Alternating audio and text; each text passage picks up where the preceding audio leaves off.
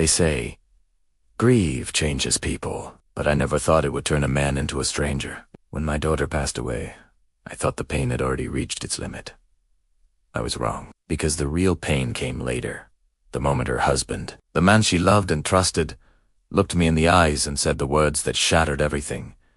You should leave. This isn't your home anymore.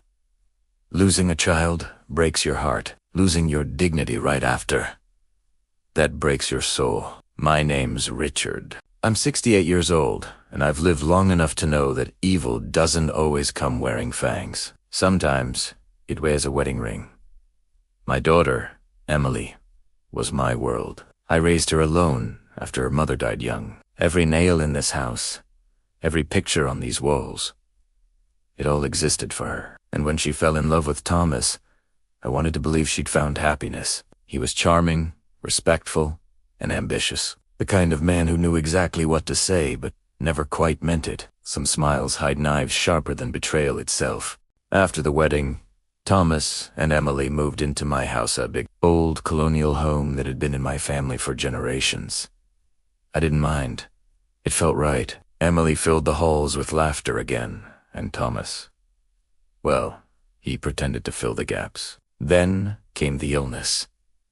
Emily was diagnosed with a rare heart condition. Overnight, our home turned into a battlefield of hope and despair. I watched her fade, day by day, while Thomas grew colder. Less visits, more excuses, business trips, meetings, work, stress, but I knew better. He wasn't escaping the pain. He was escaping responsibility. Some men don't break under grief. They simply run from it. When Emily died, my world fell silent. I thought Thomas and I would mourn her together, that we'd keep her memory alive side by side. Instead, he changed overnight. The morning after her funeral, I found boxers stacked by the door. My things, my clothes, my life. He stood there in a crisp suit, not a trace of sorrow on his face. I think it's time you found somewhere else to stay. Richard, I sighed coldly. This house has too many memories. I can't live with them. He didn't want to escape memories. He wanted to erase them. I stood there, staring at the man who'd once called me Dad. My hands trembled, not from age, but from a rage I'd never known before. But I didn't argue. I didn't shout. I didn't even cry. He just nodded, picked up my coat, and walked out. Sometimes silence is the first step toward revenge. He thought he'd won. He thought the old man with trembling hands and tired eyes would vanish quietly. But he didn't know one thing. The house he stood in, the walls he claimed as his own, they weren't his to begin with. Because while Thomas thought he was living in his late wife, his inheritance, he was actually living in mine. And when the will was read, he'd learned that lesson in front of everyone. The dead may rest in peace, but the betrayed always rise with purpose. When I think back on Emily's childhood, it still feels like yesterday. Those mornings when she'd run into my room, hair a mess, giggling as she jumped on my bed, shouting, "Wake up, Dad. It's pancake day." Back then, the house smelled of maple syrup, laughter, and life. Every wall echoed with the sound of her growing up. When you raise a daughter alone, she doesn't just become your child. She becomes your heartbeat. After her mother's death, I promised Emily two things. She'd always have a home, and she'd never face the world alone. I meant both, with every bone in my body. So, when she brought Thomas home one spring evening, I wanted to believe that promise was being passed down from me to him. Thomas appeared to be the perfect son-in-law. He'd help with yard work, compliment my cooking, and always ask about my day. He called me Dad, and for a while, it almost felt like I had a son. But looking back, it was all a performance. His kindness was a currency, spent only to gain trust. He was investing in a future that didn't include me. During Emily's illness, the facade began to crack. While I was fetching medications and holding her hand through sleepless nights, Thomas was networking at corporate dinners. I once overheard him on the phone in the garden, laughing with a colleague about a promotion. Emily was just a few feet away, sleeping in her hospital bed in the living room. He didn't even lower his voice. It was then I realized his ambition wasn't for his family. It was for himself. He saw my daughter not as a partner, but as a stepping stone. And now that she was gone, I was just a loose end he needed to tie up. The day he threw me out, I didn't go far. I rented a small apartment just a few blocks away, close enough to see the lights of my own home. The home I built, now occupied by a man who had stolen my daughter as love, and was now trying to steal her legacy. My lawyer, a kind and sharp woman named Sarah, advised me to stay quiet. "Let him get comfortable, Richard," she'd said. "Let him believe he's won. Pride is a powerful fool." So I waited. I watched from a distance as he started making changes to the house. The rose bushes Emily and I planted were ripped out. The old porch swing was replaced with modern, soulless patio furniture. He was scrubbing away every trace of her, and with it, every trace of me. One afternoon, I saw a for sale sign being hammered into the front lawn. My blood ran cold. He wasn't just erasing memories. He was trying to sell them for a profit. That was the final straw. He had underestimated the resolve of a grieving father. He saw an old man, but he failed to see the protector who had spent a lifetime building a fortress for his child. This wasn't just about a house anymore. It was about honor, memory, and a promise I made to Emily long ago. The day of the will reading arrived. I walked into the lawyer's office and saw Thomas sitting there, looking smug. He gave me a condescending nod, as if I were some distant, forgotten relative. He probably expected a small inheritance, a token gesture. He had no idea what was coming. Sarah began reading Emily's will first. Emily, my sweet girl, had left everything she owned to a Children's Heart Foundation. A beautiful final act of kindness. Thomas's face tightened. He was clearly disappointed, but trying not to show it. He was still banking on the house. Then, Sarah cleared her throat and picked up another document. And now, she announced, "We move to the deed and will of the property owner, Richard Miller." Thomas looked confused. "My will," I said, looking directly at him. "Yes, Thomas, my will. For my house." The color drained from his face as Sarah began to read. The document was clear. The house, which had always been in my name, was to be immediately transferred into a trust. And who was the beneficiary of that trust? The same Children's Heart Foundation Emily had supported. The house was to be sold, with all proceeds donated in Emily's name.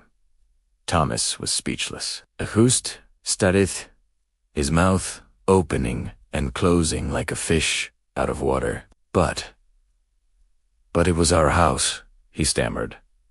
"No," I said, my voice steady and clear. "It was my house. You were a guest, and your stay is over." He tried to argue, to claim rights, but Sarah shut him down with legal precision. He had absolutely no claim. He had built his future on a foundation of lies, and now it was all crumbling beneath him. As I left the office, I felt a sense of peace for the first time in months. It wasn't about revenge.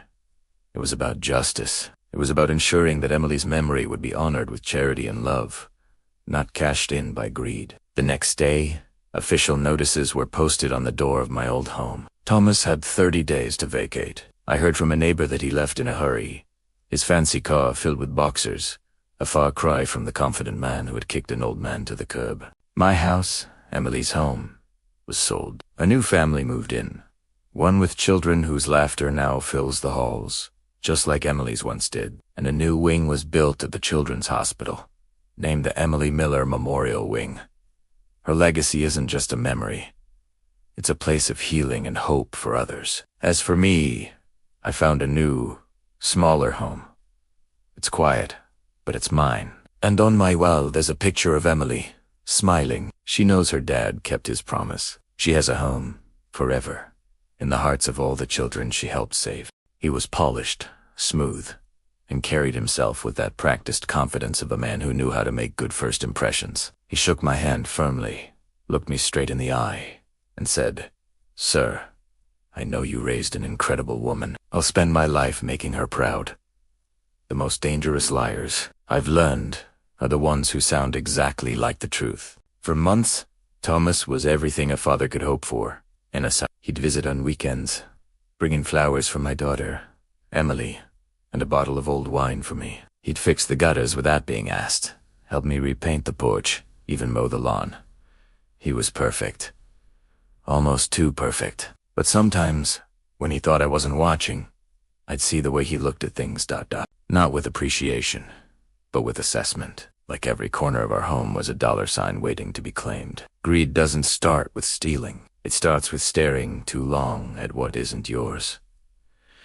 Emily, bless her heart, was blinded by love. She'd laugh off his arrogance, his meticulous nature, saying, "Oh, Dad, he just likes things to be perfect." I held my tongue. I'd learned the hard way that you can't protect your child from every storm. Sometimes, you just have to stand on the shore and hope they come home after the rain. They got married in the backyard of this very house, right beneath the old oak tree where Emily had her childhood swing. I still see her walking down that path, sunlight catching in her hair, her mother's smile lighting up her face. Thomas looked at her like she was the only thing that existed in the entire world. But what I didn't realize then was that his gaze wasn't the one of love.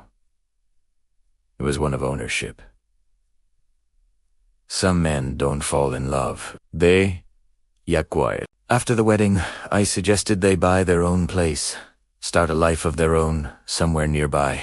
But Emily insisted, "Dad, this is home.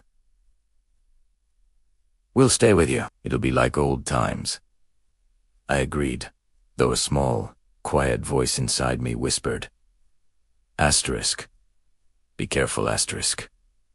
At first, everything was fine. We shared meals, we laughed over dinners, and watched old movies on Friday nights. It felt like a family.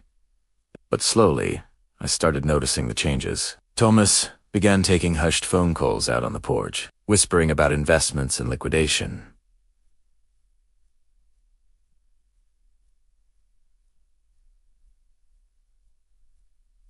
He'd come home late, smelling of expensive cologne I didn't recognize, and dismiss my questions with that same polite, empty smile. Then one morning, I overheard him. I was just in the hallway, and he was on the phone in the kitchen, his voice low. "Yeah, the property's under her name now. Once we secure that, we'll be good." "No, the old man's harmless. He won't fight it. A whisper can destroy years of peace." I stood there, frozen by the doorway, my heart pounding in my chest. That was the moment I realized Thomas didn't see me as family. He saw me as an obstacle. When Emily got sick, I thought it would change him. I thought maybe her illness would finally bring out something human in him, compassion, loyalty, love. But it did the opposite. He became distant, cold, impatient. He stopped attending her doctor's visits. And then, when the bills started piling up, I found out he'd been using her insurance money for a business expansion. Some people don't crumble under tragedy. They simply reveal who they were all along. Emily tried to hide it, but I saw the truth in her eyes. Her smile grew weaker with each passing day, her hope fading. One night, as I was tucking her into bed, she took my hand and whispered, "Dad, promise me you'll be okay when I'm gone." I squeezed her fingers, and I lied. Because how do you promise peace to a man whose soul will be buried with his child? The hardest promise a father ever makes is the one he knows he can't keep. The day she died, the house fell silent. Even the wind outside seemed to hold its breath. I sat by her bed long after they took her away, just staring at the indentation her head had left on the pillow. The house that was once filled with her laughter now held only her ghost. For days, Thomas didn't come home. He was handling paperwork, or so he said. But when he finally returned, he wasn't the broken widower I expected. He was clean-shaven, well-dressed, confident. He didn't mourn. He moved on. He started redecorating, moving furniture, packing away her photos, clearing out closets. One evening, I caught him carrying boxes of Emily's things out to the garage. Her books, her sweaters, her whole life in cardboard. "What are you doing?" I asked, my voice barely a whisper. He didn't even look up. "Cleaning up," he said. "It's time to let go. Some people bury their guilt by erasing all evidence of love." I wanted to hit him. I wanted to scream. But I just stood there, staring. That night, I realized I wasn't just living with my daughter's husband anymore. I was living with a man who believed he owned everything she had ever touched. Then came the final blow, an envelope on the kitchen table. Official looking. Inside was an eviction notice. My eviction notice from my own home. Thomas was selling the house. He'd had Emily sign over the deed months ago. For tax purposes, he'd told her. And now, it was his. All of it. I packed my bags that afternoon. But before I left, I walked into the garage. I found the boxers of Emily's things. Tucked away in a small case was her old art portfolio. Inside, I found a charcoal sketch she'd drawn of me and her mother, years ago. Beneath it, in her familiar handwriting, she'd written, "Home isn't a place, it's a feeling." I took the sketch and walked out of that house for the last time. Thomas can have the walls, the roof, the land. He can have the empty rooms and the hollow echoes. He thought he was taking everything from me, but he was wrong. He never understood that the most valuable things in life can't be bought, sold, or stolen. They're carried in here. Ingyo, Orth. He may have taken my home, but he could never take what truly made it worth living in. Take care of each other. He was polished, smooth, and carried himself with that practiced confidence of a man who knows how to make good first impressions. He shook my hand firmly, looked me straight in the eye, and said, "Sir, I know you raised an incredible woman. I'll spend my life making her proud." The most dangerous liars, you see, are the ones who sound exactly like the truth. For months, Thomas was everything a father could hope for in a son. He'd visit on weekends, bring flowers for my daughter Emily, and a bottle of old wine for me. He'd fix the gutters, help repaint the porch, mow the lawn without ever being asked. He was perfect.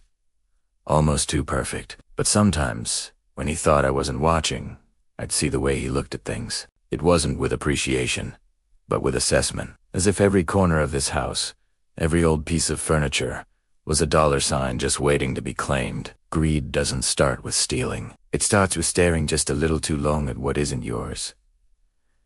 Emily, bless her heart, was blinded by love. She'd just laugh off his arrogance, saying, "Oh, Dad, he just likes things neat and tidy."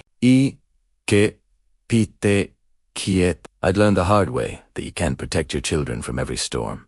Sometimes, you just have to hope they find their way home after the rain. They got married right here, in the backyard of this very house, beneath the old oak tree where Emily had built her childhood swing. I can still see her walking down that path, sunlight tangled in her hair, her mother's smile lighting up her eyes. Thomas looked at her like she was the only thing that existed in the entire world. But what I didn't realize then was that his gaze wasn't one of love. It was one of ownership. Some men don't fall in love. They yakayur. After the wedding, I gently suggested they buy their own place, start a life of their own somewhere nearby. But Emily insisted, "Dad, this is home. We'll stay with you. It'll be just like old times." I agreed, though a voice deep inside me whispered, "Asterisk. Be careful, asterisk." At first, everything was fine. We shared meals, laughed over dinners, and watched old movies on Friday nights. It felt like a family.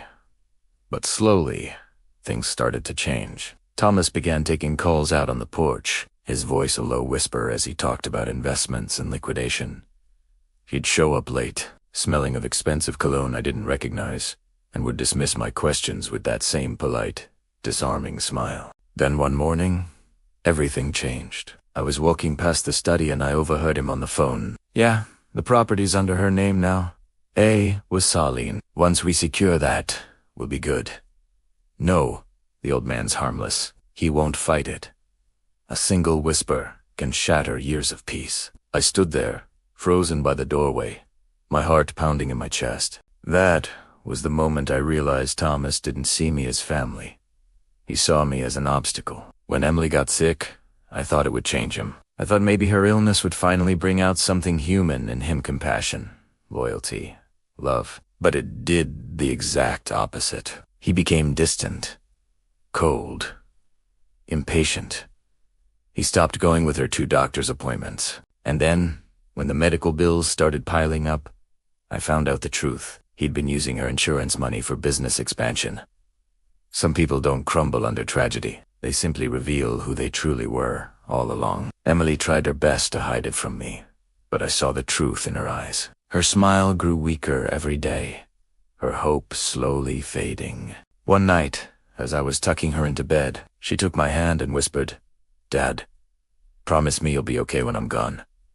I squeezed her fingers and I lied, because how do you promise peace to a man whose soul is about to be buried with his child? The hardest promise a father ever makes is the one he knows he can't keep. The day she died, the house fell silent. Even the wind outside seemed to stop blowing. I sat by her bed long after they had taken her away, just staring at the indentation her head had left on the pillow. The house that was once filled with her laughter now just held her ghost. 4 days, Thomas didn't come home. He was handling paperwork, or so he told me over the phone. But when he finally returned, he wasn't the broken widower I expected. He was clean-shaven, well-dressed, confident. He didn't mourn. He simply moved on. He started moving furniture, packing away her photos, clearing out her closets. One evening, I found him carrying boxers of Emily's things out to the garage. "What are you doing?" I asked, my voice barely a whisper. He didn't even look up. "Cleaning up," he said. "It's time to let go. Some people bury their guilt by erasing all evidence of love." I wanted to hit him. I wanted to scream, but I just stood there and stared. That night, I finally realized I wasn't just living with my daughter's husband anymore. I was living with a man who believed he owned everything she had left behind. Then came the final blow. He sat me down at this very kitchen table. A stack of papers between us. Legal documents. An eviction notice. "The house is mine now, according to the will," he said, his voice flat, devoid of any emotion. "You have 30 days to vacate the premises." He slid the papers across the table. My daughter's signature was at the bottom, weak and shaky, from a time when she was too sick to know what she was signing. He hadn't just taken her life from me. Now he was taking our home. He was trying to erase me, just like he had erased her. But he underestimated me.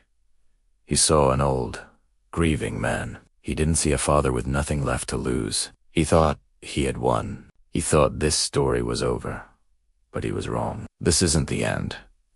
This is just the beginning. And I promise you, Emily, he will not get away with this. Your support means more than you know.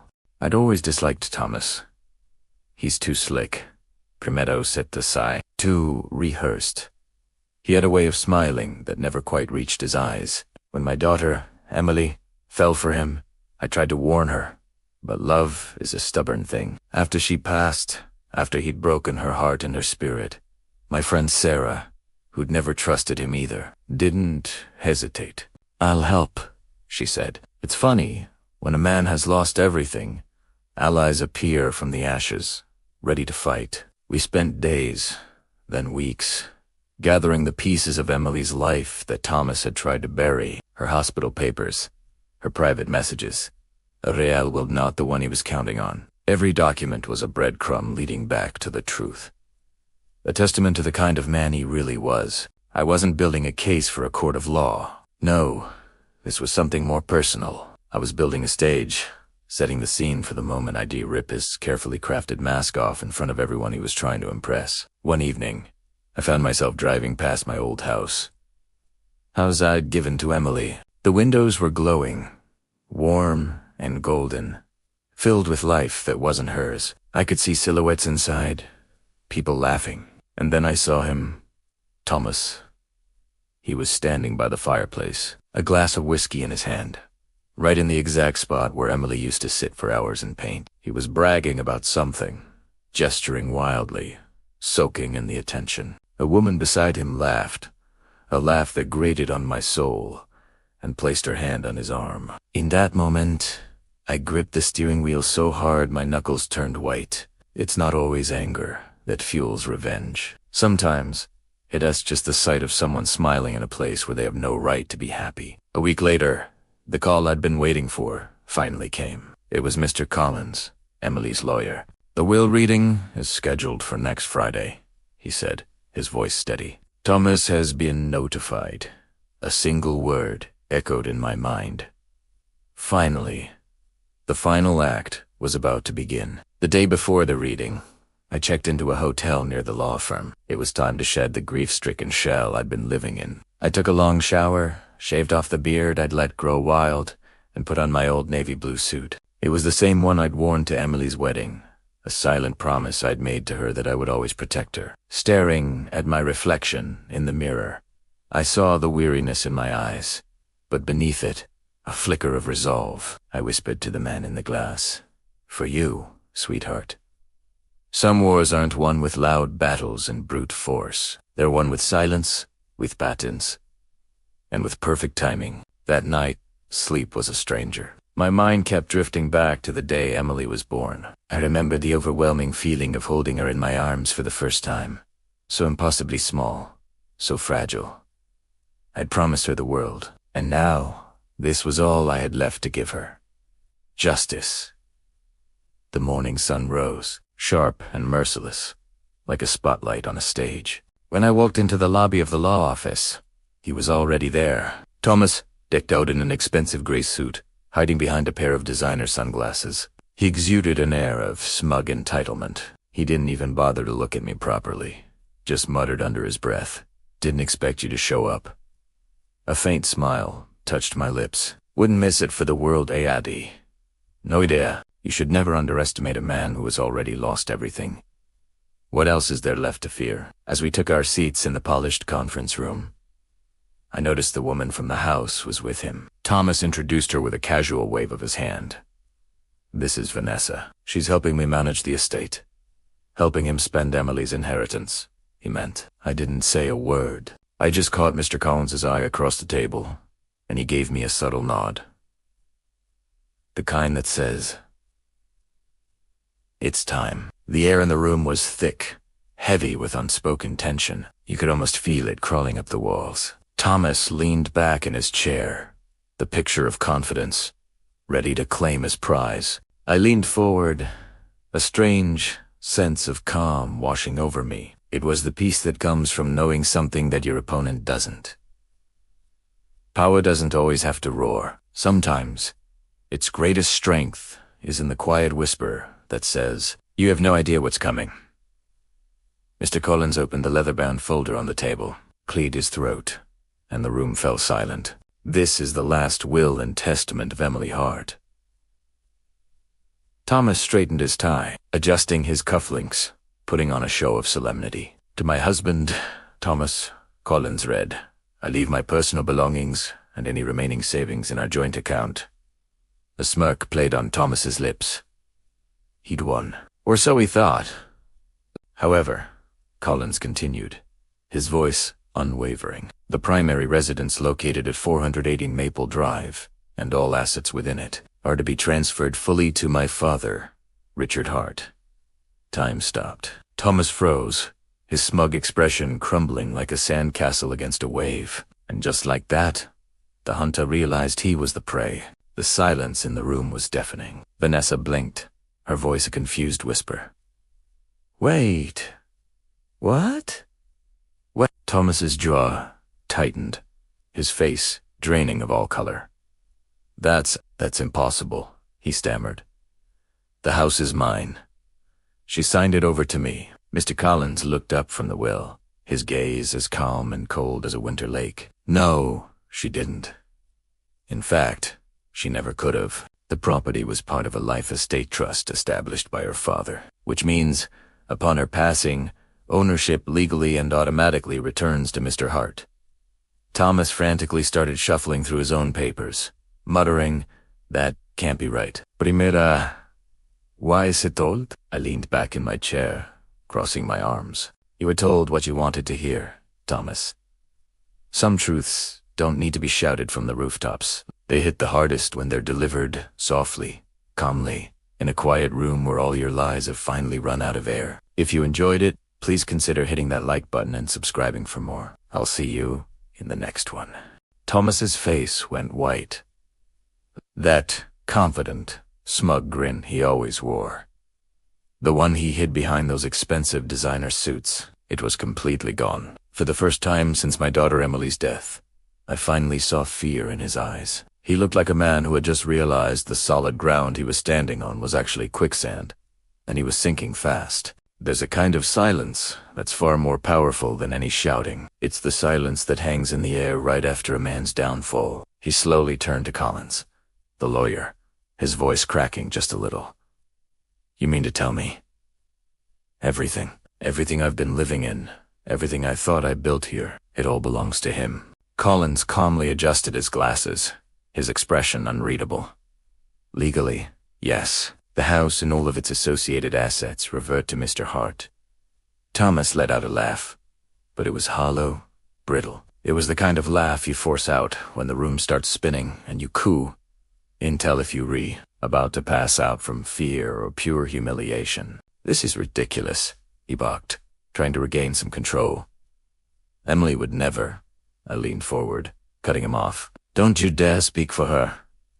My voice was low, calm, but every single word carried the weight of my grief and anger. You had your chance to honor her memory. You chose greed instead. You see, the worst thing you can take from a father isn't his home or his money. It's his peace. Vanessa, his new partner, looked back and forth between us, her face a mask of confusion and embarrassment. Thomas, what's going on? You told me? He snapped at her, his composure shattering. Just stay out of it. The lawyer, Collins, ignored the drama and continued reading from the documents. Every word that came out of his mouth was like another nail being hammered into Thomas's coffin. When he finally finished, he closed the folder with a quiet, final thud. This concludes the reading of the will. Thomas just sat there, frozen, motionless. I slowly stood up, feeling the strength return to my legs. You have 30 days to vacate my property, I said quietly, letting the words hang in the air. But if I were you, I'd recommend leaving much sooner. He shot up from his chair, his face contorted with rage. You can't do this. You're nothing but a bitter old man who I'd cut him off with a single, steady look. An old man who owns the roof over your head. You know, revenge doesn't always come with fire and fury. Sometimes it comes neatly filed in a manila folder. He lunged toward me, but Vanessa, to her credit, grabbed his arm, holding him back. Thomas, stop it. You're only making it worse. I turned and walked out of the room. My footsteps echoed in the grand hallway, and with every step, I felt a heavy weight lifting off my shoulders. For the first time in months, I felt something that was almost peace. When I stepped outside, the cold air hit my face like a wave of freedom. I didn't smile, not yet. This war wasn't over.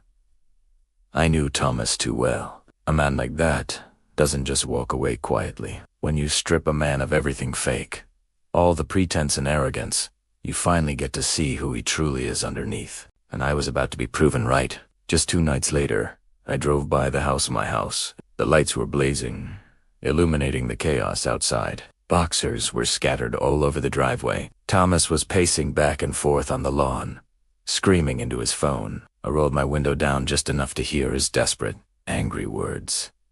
I don't care what the papers say. Eh? Saudid? There has to be a way to fight this. That house is mine. I earned it. Earned it. I almost laughed out loud. That man had never earned a single honest thing in his entire life. He'd coasted on charm, lies, and my daughter's love. I parked a few blocks away, just watching from the shadows. I saw him kick the front door in frustration, then hurl his phone across the lawn before storming back inside. There's a certain grim satisfaction in watching pure arrogance finally collapse under its own weight. It's not pretty, but it's justice. A few days later, I got a call from Collins. Richard, I thought you should know, he said, his tone professional as always. Thomas tried to file a claim to contest the will. He's trying to argue undue influence. I could almost hear the lawyer's sigh. But we have everything airtight. He's just wasting his money. Let him, I replied calmly. He's always been good at wasting things, especially other people's money and other people's love. But the real final blow wasn't going to come from a lawyer. It came from the past. Sarah, one of Emily's oldest and dearest friends, sent me something that would seal his fate for good. It was a series of text messages. Screenshots from a conversation between Thomas and another woman, dated 2 months before Emily even passed away. My hands trembled as I read the words, and a cold fire burned in my gut. She's getting weaker, he had written. I can't take this anymore. But just hold on. Once this is all over, we'll have everything. Everything. Her home. Her money. The life they were supposed to build together. The truth always finds its way to the surface, doesn't it? Especially when it smells this strongly of betrayal. It was no longer just about a house. It was about exposing the monster who hid behind a grieving husband's mask, and I was going to make sure everyone saw him for what he truly was. Right.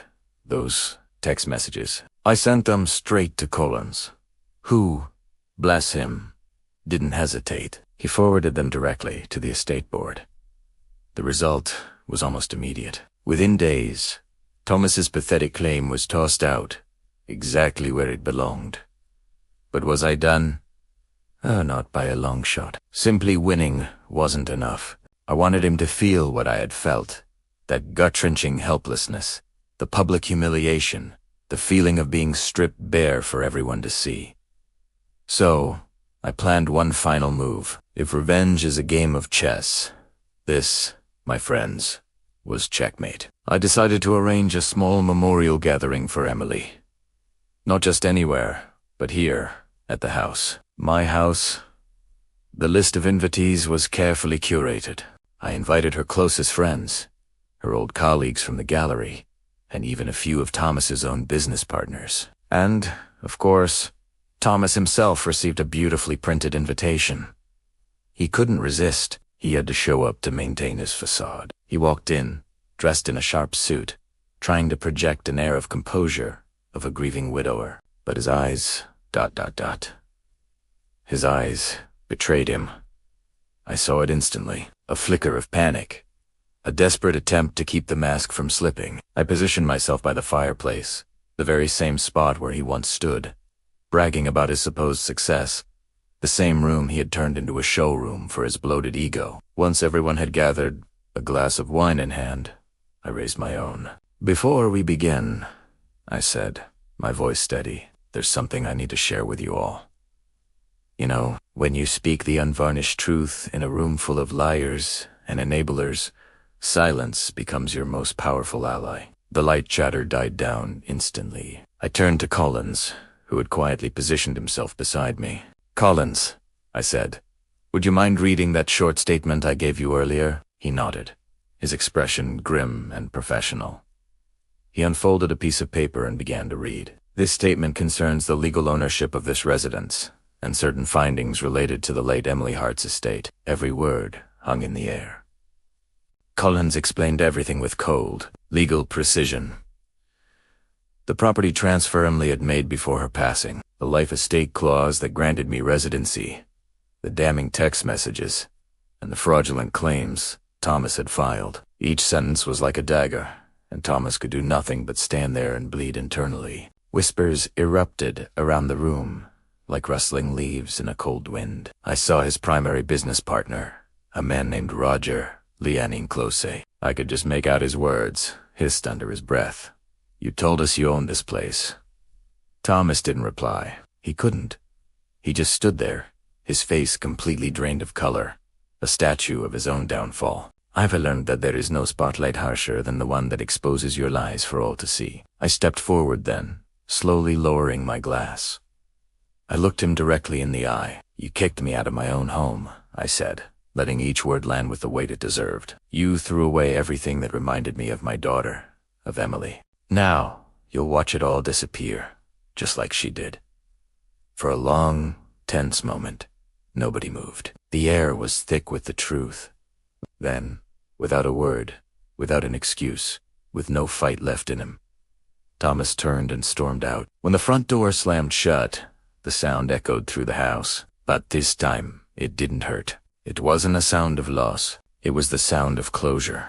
Revenge, I've found, isn't always loud or explosive. Sometimes, it's just a door closing on your past, for good. One by one, the guests began to leave, offering quiet condolences and awkward glances. Before he left, Collins came over and placed a hand on my shoulder. "You did right by her," Richard sighed softly. I could only nod. "She deserved peace," I replied. "And now, I think I do too." As the evening settled and the last guest departed, I walked through the house alone. I ran my hand along the walls, touched the picture frames, felt the solid floorboards beneath my feet. And in the quiet solitude, it almost felt like Emily was there with me, a faint whisper in the stillness, smiling and saying, "Thank you, Dad." A week passed after the memorial. The house was quiet again. But it was a different kind of quiet. Not the aching, empty silence of grief, but a peaceful silence. It was the kind of silence that doesn't ache.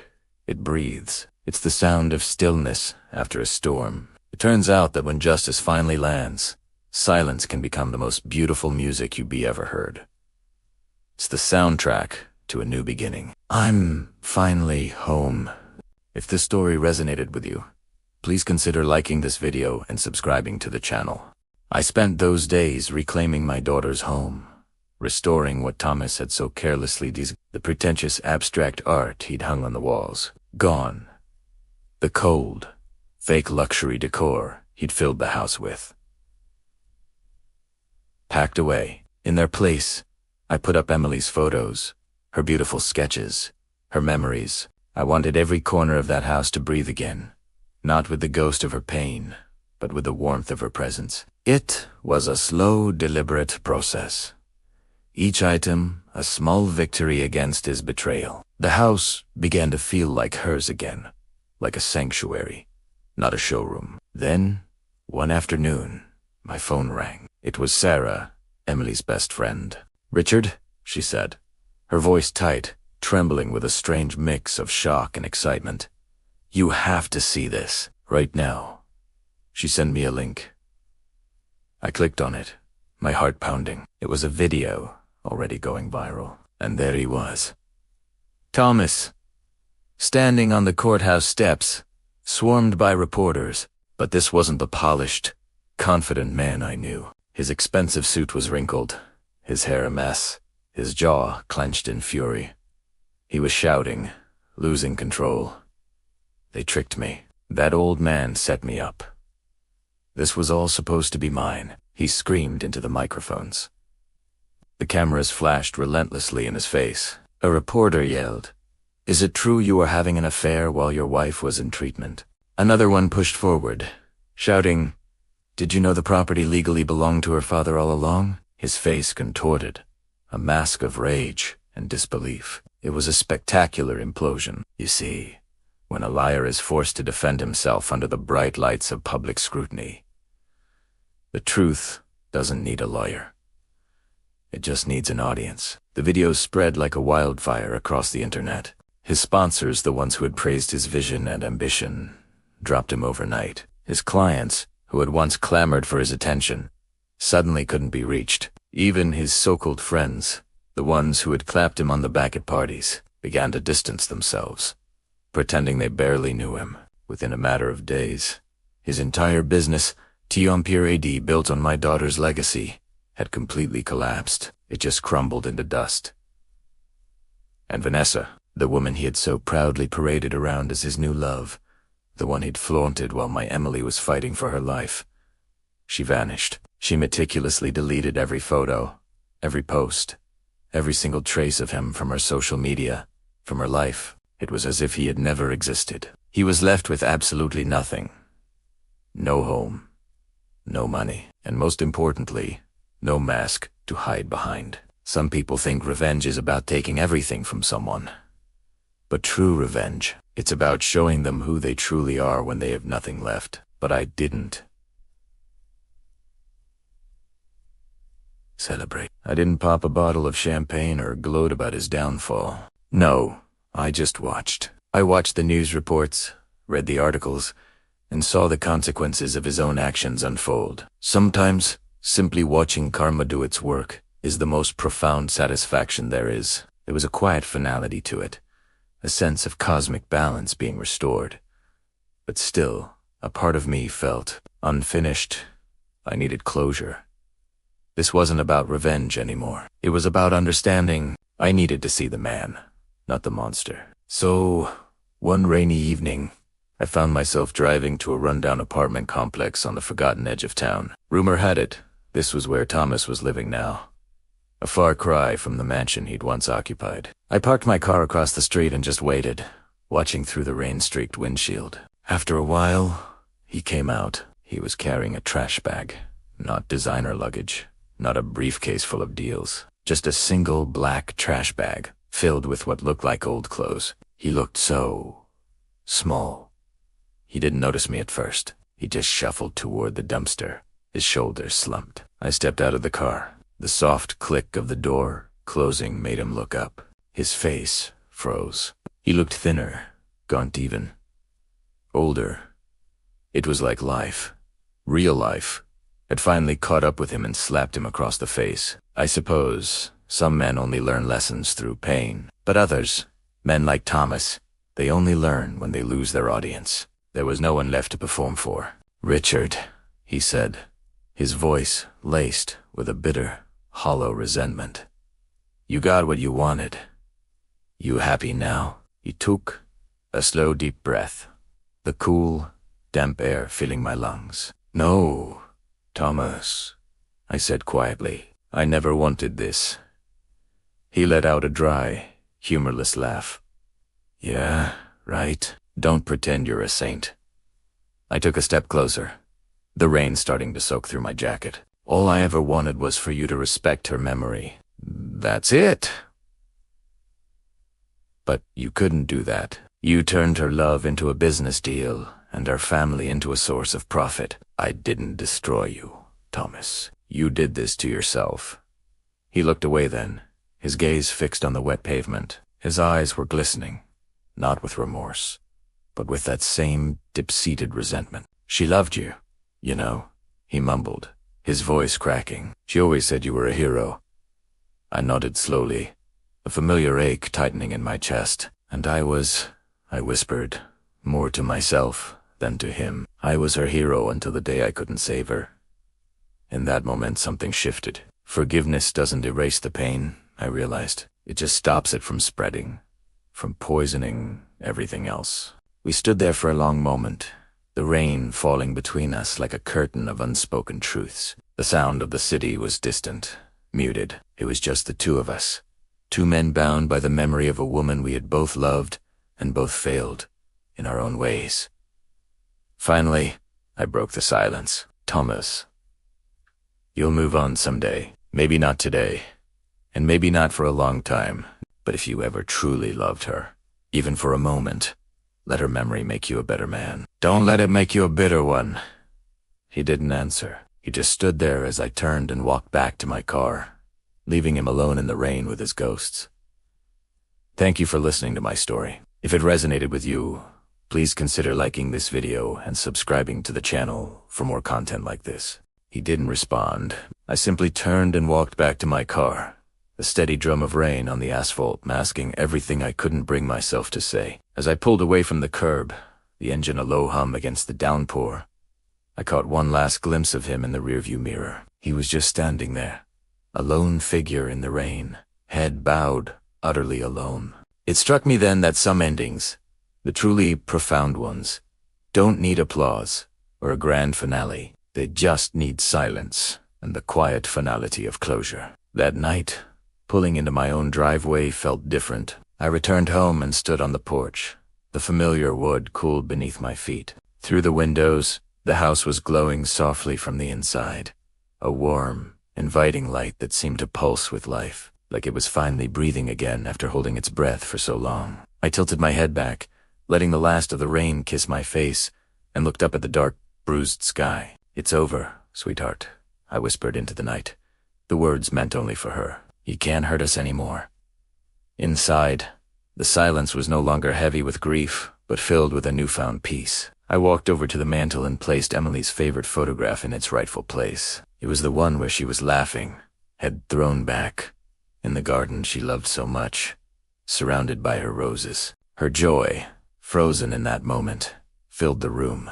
Then I poured myself a small glass of whiskey, the ember liquid catching the light, and sat by the window. I watched as the storm, which had raged both outside and within me for so long, finally began to fade into the soft, gray light of dawn. And for the first time in what felt like a lifetime, I wasn't consumed by anger. I wasn't shattered and broken. I was simply free. It's a quiet truth, isn't it? Revenge truly ends the moment peace walks in, wearing its quiet shoes. A few weeks later, a folded local paper was left on my doorstep. My eyes caught a small headline tucked away on an inner page. Businessman declares bankruptcy amid scandal. It was about Thomas. I didn't even read the article.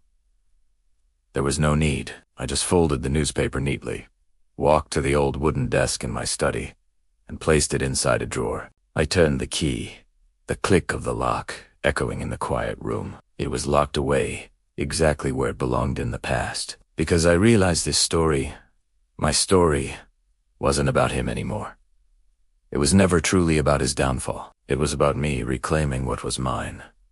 My home, my peace, my dignity. I started spending my mornings in the garden again. My hands, which had felt so useless for so long, found purpose in the soil. I attended to Emily's roses, their thorns a reminder of the pain, but their blossoms a symbol of resilient beauty. I nurtured her lilacs and her lavender, their familiar scents wrapping around me like a comforting embrace. Every new bloom that opened felt like a small, personal whisper from her, a quiet sign that she was watching, that she was proud. Sometimes, friendly neighbors would stop by while I was out there, leaning over the fence with warm smiles. They'd make small talk about the weather, and then, gently, they'd ask if I ever thought about selling the house, moving on, starting fresh somewhere new.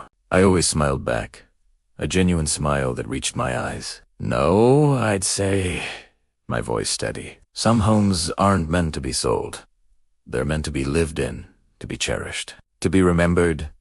I've learned that the sweetest revenge isn't about destruction or tearing someone else down. It's about rebuilding something beautiful that they thought they had taken from you forever. It's about showing them that your spirit is more resilient than their malice. That evening, as dusk settled over the neighborhood, I lit a single candle for Emily and placed it on the windowsill. I sat in my favorite armchair, watching the soft glow flicker across the walls she once so carefully painted her favorite shade of blue. The wind outside picked up, rustling through the leaves in the garden, and for a fleeting moment, it sounded like her laughter, faint, distant, but undeniably there. And in that quiet, sacred moment, I realized something powerful. The path I had walked, the one fueled by a desire for justice, had brought me to a destination.